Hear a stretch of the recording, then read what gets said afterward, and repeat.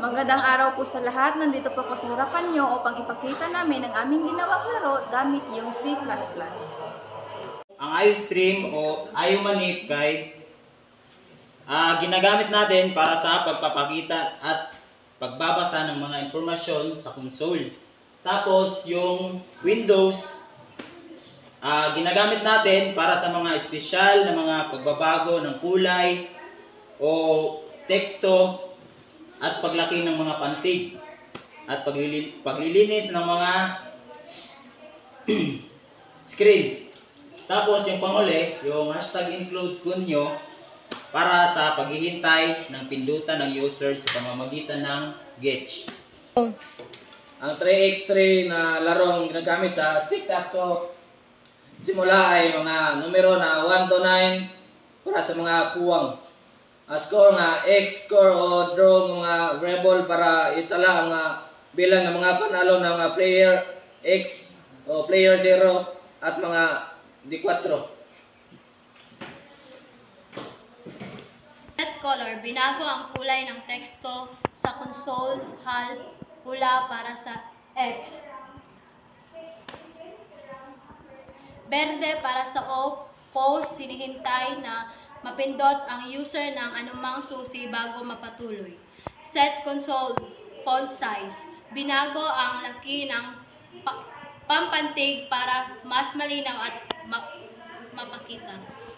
So ang inboard naman, inilagay ang mga numero na puwang pag nagsimula na yung round. So, ito na po yung ating ginawang coding kaganina para makuha natin yung laro na tic-tac-toe. So, kailangan na lang natin siyang i-run para makita natin yung laro kanina. So, ito na yung ating final scoreboard. So, kailangan na lang natin maglaro ngayon. So, ngayon, ito ng ating pinakitang laro kanina. So, kailangan na lang natin ditong maglagay ng 1. So, magiging X yan siya. Tapos naman yung player 0 naman ang ating paggagalawin. So, maglagay lang tayo dito ng 3.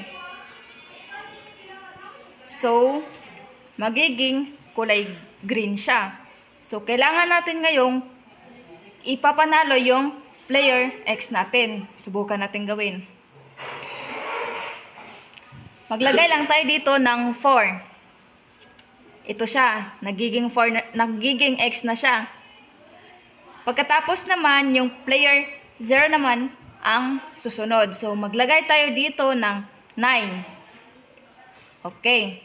So, ito siya. So, sa susunod naman is, di ba sabi ko sa inyo kanina is, kailangan nating ipapanalo yung player X natin. So, ngayon, gagawin natin.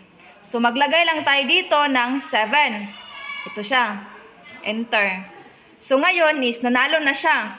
Yes. Yan. So, nakita nyo na yung player X is siya yung unang nanalo kasi siya yung may 1. So, that's all. Thank you.